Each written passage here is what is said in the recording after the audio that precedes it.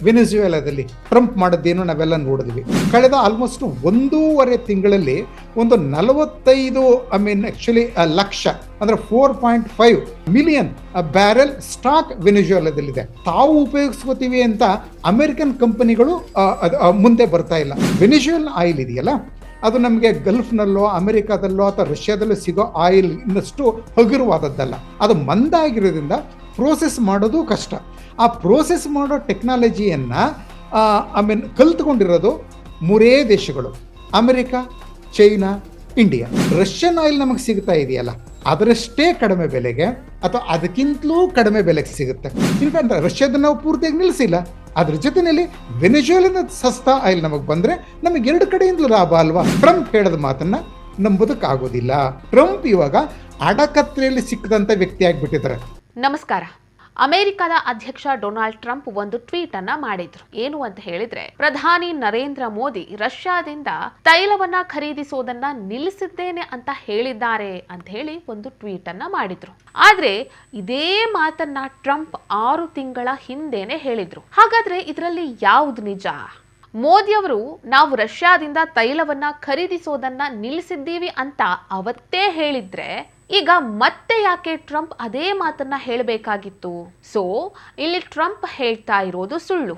November ತಿಂಗಳಲ್ಲಿ ಭಾರತ ರಷ್ಯಾದಿಂದ ಖರೀದಿ ಮಾಡಿದಂತಹ ಆಯಿಲ್ 2 ಮಿಲಿಯನ್ ಬ್ಯಾರೆಲ್ಸ್ ಅಂದ್ರೆ 20 ಲಕ್ಷ ಬ್ಯಾರೆಲ್ಸ್. ಡಿಸೆಂಬರ್ನಲ್ಲೂ ಭಾರತ ರಷ್ಯಾದಿಂದ ಅದೇ ಪ್ರಮಾಣದಲ್ಲಿ ತೈಲವನ್ನ ಖರೀದಿ ಮಾಡಿತ್ತು. ಜನವರಿ 20ರವರೆಗೆ 12 ಲಕ್ಷ ಬ್ಯಾರೆಲ್ಸ್ ತೈಲವನ್ನ ಭಾರತ ರಷ್ಯಾದಿಂದ ತೆಗೆದುಕೊಂಡಿತ್ತು. ಅಂದ್ರೆ ಬರೋಬ್ಬರಿ 8 ಲಕ್ಷ ಬ್ಯಾರೆಲ್ಸ್ ಕಡಿಮೆ. ಅಂದ್ರೆ ಇಲ್ಲಿ ಗಮನಿಸಬೇಕಾಗಿರುವಂತಹ ವಿಷಯ ಏನು ಅಂತ ಹೇಳಿದ್ರೆ, ಭಾರತ ರಷ್ಯಾದಿಂದ ಖರೀದಿ ಮಾಡಿರುವಂತಹ ತೈಲದ ಪ್ರಮಾಣ ಇಲ್ಲಿ ಕಡಿಮೆಯಾಗಿದೆಯೇ ಹೊರತು ತೈಲವನ್ನ ಖರೀದಿ ಮಾಡೋದನ್ನ ಭಾರತ ಸಂಪೂರ್ಣವಾಗಿ ನಿಲ್ಲಿಸಿಲ್ಲ ಅನ್ನೋದು.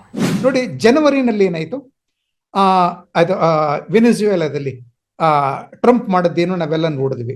ಮಾಡಿದ ಮೇಲೆ ಅಲ್ಲಿ ಡಿಸೆಂಬರ್ನಲ್ಲೇ ವೆನಿಜುವೆಲಾ ತನ್ನ ಆಯಿಲ್ ಅನ್ನ ಬೇರೆ ಕಡೆದಕ್ಕೆ ಕಳಿಸೋದಕ್ಕೆ ಎಲ್ಲ ದಾರಿ ಬಂದಾದಾಗಿಂದಲೂ ಅದ್ರ ಪರ್ ಡೇ 100,000 ಬ್ಯಾರೆಲ್ ಅನ್ನ ಉತ್ಪಾದನೆ ಮಾಡ್ತಾನೆ ಇತ್ತು ವೆನಿಜುವೆಲಾ.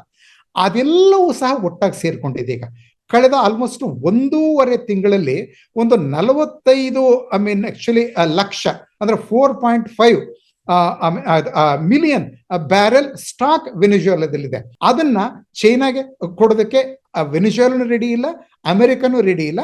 ಮತ್ತೆ ಅದನ್ನ ತಗೊಂಡು ತಾವು ಉಪಯೋಗಿಸ್ಕೋತೀವಿ ಅಂತ ಅಮೆರಿಕನ್ ಕಂಪನಿಗಳು ಮುಂದೆ ಬರ್ತಾ ಇಲ್ಲ. ಟ್ರಂಪ್ ಅವ್ರನ್ನೆಲ್ಲ ತುಂಬಾ ಪುಸಲಾಯಿಸಿದ್ರು. ಕೊನಾಕೋ, ಫಿಲಿಪ್ಸ್ ಮತ್ತೆ ಎಕ್ಸಾನ್ ಮೊಬಿಲ್ ಇವುಗಳನ್ನೆಲ್ಲ ಹೋಗಿ ಆ ವೆನಿಜುವೆಲಾ ಆಯಿಲ್ ಅನ್ನ ನೀವು ತಗೊಂಡು ಪ್ರೋಸೆಸ್ ಮಾಡಿ ಎಲ್ಲ ಕಡೆಗೂ ಕಳಿಸಿ ಅಂತ. ಅವರು ರೆಡಿ ಇಲ್ಲ, ನಾವಿಲ್ಲ, ಅದು ನಮಗೆ ಲಾಭಕರ ಅಲ್ಲ ಅಂತ ನಿಲ್ಲಿಸ್ಬಿಟ್ರು. ಹಾಗಾಗಿ ಏನಾಗಿದೆ, ಆಗ ಟ್ರಂಪ್ ಇಂಡಿಯಾದ ಕಡೆ ತಿರುಗಿದ್ದಾರೆ. ಯಾಕೆ ಅಂತ ಹೇಳಿದ್ರೆ 2 ಕಾರಣಗಳು. ವೆನಿಜುವೆಲಾ ಆಯಿಲ್ ಇದೆಯಲ್ಲ, ಅದು ನಮಗೆ ಗಲ್ಫ್ನಲ್ಲೋ ಅಮೆರಿಕಾದಲ್ಲೋ ಅಥವಾ ರಷ್ಯಾದಲ್ಲೋ ಸಿಗೋ ಆಯಿಲ್ ಇನ್ನಷ್ಟು ಹಗುರವಾದದ್ದಲ್ಲ, ತುಂಬಾ ಮಂದವಾದದ್ದು. ಇದನ್ನ ಹೊರಗೆ ತೆಗೆಯೋದು ಕಷ್ಟ. ಆದ್ರೆ ವೆನಿಜುವೆಲಾ ಈಗಾಗಲೇ 4.5 ಮಿಲಿಯನ್ ಬ್ಯಾರೆಲ್ನ ತೆಗೆದು ಇಟ್ಟಿದ್ದಾರೆ ಈಗಾಗಲೇ. ಓಕೆ, ಸೊ ಮತ್ತೆ ಅದು ಮಂದಾಗಿರೋದ್ರಿಂದ ಪ್ರೋಸೆಸ್ ಮಾಡೋದು ಕಷ್ಟ. ಆ ಪ್ರೋಸೆಸ್ ಮಾಡೋ ಟೆಕ್ನಾಲಜಿಯನ್ನ ಕಲ್ತ್ಕೊಂಡಿರೋದು 3 ದೇಶಗಳು: ಅಮೆರಿಕ, ಚೈನಾ, ಇಂಡಿಯಾ. ಅಮೆರಿಕನ್ ಕಂಪನಿಗಳು ಅಲ್ಲಿಗೆ ಹೋಗೋದಕ್ಕೆ ಇಷ್ಟಪಡ್ತಾ ಇಲ್ಲ. ಚೈನೀಸ್ ಕಂಪನಿ ಅಲ್ಲಿ ಕೆಲಸ ಮಾಡೋದಕ್ಕೆ ಅಮೆರಿಕ ಇನ್ ಬಿಡೋದಿಲ್ಲ. ಉಳಿದದ್ದು ಇಂಡಿಯಾ ಒಂದೇ. ಹೀಗಾಗಿ ವೆನಿಜುವೆಲಾದಲ್ಲಿ ಈಗಾಗಲೇ ಸ್ಟಾಕ್ ಇರುವಂತ ಆಯಿಲ್ ಅನ್ನ ಮತ್ತೆ ಅಮೆರಿಕನ್ಸ್ ಅಥವಾ ವೆನಿಜುವೆಲನ್ಸೇ ತಮ್ಮ ಆಯಿಲ್ ಅನ್ನ ಅವರು ತೆಗೆದ್ರೆ ಅದನ್ನ ಪ್ರೋಸೆಸ್ ಮಾಡೋದಕ್ಕೆ ರೆಡಿ ಇರೋದು ಇಂಡಿಯಾ ಮಾತ್ರ. ಹೀಗಾಗಿ ಆ ಆಯಿಲ್ನೆಲ್ಲ ಇಂಡಿಯಾಕ್ಕೆ ಕೊಡೋ ಪ್ರಪೋಸಲ್ ಅನ್ನ ಟ್ರಂಪ್ ಮುಂದಿಟ್ಟಿದ್ದಾರೆ.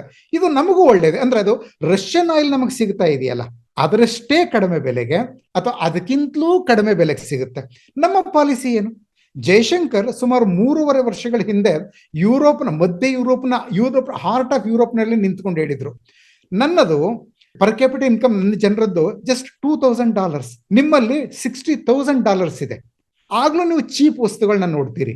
ಹಾಗಿರುವಾಗ ನಾನು $2,000 ಪರ್ ಕ್ಯಾಪಿಟಲ್ ಇನ್ಕಮ್ ಇರೋ ನನ್ನ ಜನಕ್ಕೆ ನಾನು ಸಸ್ತಾ ಆಯಿಲ್ ಅನ್ನ ನಾನು ಪಡ್ಕೋಬಾರ್ದ?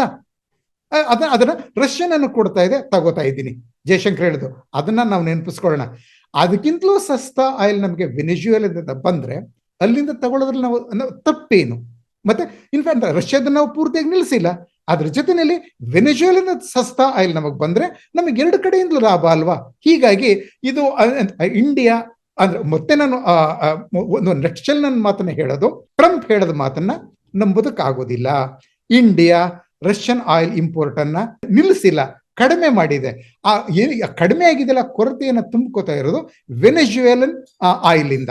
ಆ ವೆನೆಜುವೆಲನ್ ಆಯಿಲ್ ನ ಟ್ರಂಪೇ ಕೊಡ್ತಾ ಇರೋದ್ರಿಂದ ಆತ ನಾವು ರಷ್ಯಾದಿಂದ ಆಯಿಲ್ ತಗೊಳ್ಳೋದನ್ನ ಒಪ್ಕೊಳ್ಳೇಬೇಕು. ಇಲ್ಲಾಂದ್ರೆ ಆತ ವೆನೆಜುವೆಲನ್ ಆಯಿಲ್ ಕೊಡ್ಲಿಲ್ಲ ಅಂದ್ರೆ ನಾವು ವಾಪಸ್ ರಷ್ಯಾ ಹತ್ರ ಹೊರಟೋಗ್ಬಿಡ್ತೀವಿ. ಹೀಗಾಗಿ ಟ್ರಂಪ್ ಇವಾಗ ಅಡಕತ್ರೆಯಲ್ಲಿ ಸಿಕ್ಕದಂತ ವ್ಯಕ್ತಿ ಆಗ್ಬಿಟ್ಟಿದ್ದಾರೆ.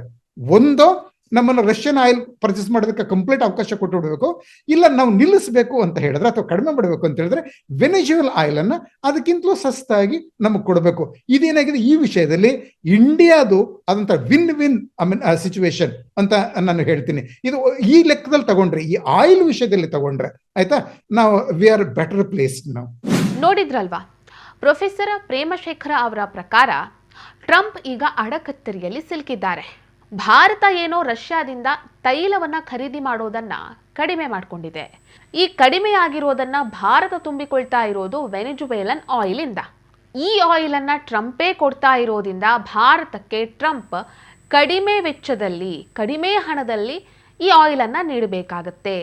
ಇಲ್ಲ ಅಂದ್ರೆ ಭಾರತ ಮತ್ತೆ ರಷ್ಯಾದತ್ತ ಮುಖ ಮಾಡುತ್ತೆ, ರಷ್ಯಾದಿಂದ ತೈಲವನ್ನ ಖರೀದಿ ಮಾಡೋದಕ್ಕೆ ಪ್ರಾರಂಭ ಮಾಡುತ್ತೆ. ಈಗ ಭಾರತ ರಷ್ಯಾದಿಂದ ಆಯಿಲ್ ಖರೀದಿ ಮಾಡೋದನ್ನ ಸ್ವಲ್ಪ ಪ್ರಮಾಣದಲ್ಲಿ ಕಡಿಮೆ ಮಾಡಿಕೊಂಡಿದೆ. ಒಂದು ವೇಳೆ ಈಗ ಅಮೆರಿಕ ವೆನೆಜುವೆಲನ್ ಆಯಿಲ್ ಅನ್ನ ಕಡಿಮೆ ಹಣದಲ್ಲಿ ನೀಡೋದಕ್ಕೆ ಒಪ್ಪಿಕೊಳ್ಳಿಲ್ಲ ಅಂತ ಹೇಳಿದ್ರೆ ಭಾರತ ಮತ್ತೆ ರಷ್ಯಾದತ್ತ ಮುಖ ಮಾಡುತ್ತೆ. ಸೊ ಆಯಿಲ್ ವಿಚಾರದಲ್ಲಿ ಇಂಡಿಯಾ ಬೆಟರ್ ಪ್ಲೇಸ್ನಲ್ಲಿದೆ. ಈ ವಿಡಿಯೋ ನಿಮಗೆ ಇಷ್ಟ ಆಗಿದ್ದಲ್ಲಿ ಲೈಕ್ ಮಾಡಿ, ಶೇರ್ ಮಾಡಿ, ಕಮೆಂಟ್ ಮಾಡಿ. ನೀವಿನ್ನು ನಮ್ಮ ಹೊಸದಿಗಂತ ಡಿಜಿಟಲ್ ಚಾನಲ್ ಅನ್ನು ಸಬ್ಸ್ಕ್ರೈಬ್ ಮಾಡ್ಕೊಳ್ಳಿಲ್ಲ ಅಂದರೆ ದಯವಿಟ್ಟು ಸಬ್ಸ್ಕ್ರೈಬ್ ಮಾಡಿ. ಇನ್ನು ಇಂಥದ್ದೇ ಹೆಚ್ಚಿನ ಮಾಹಿತಿಗಾಗಿ ಪಕ್ಕದಲ್ಲೇ ಇರುವಂತಹ ಬೆಲ್ ಐಕಾನ್ ಅನ್ನು ಪ್ರೆಸ್ ಮಾಡಿ.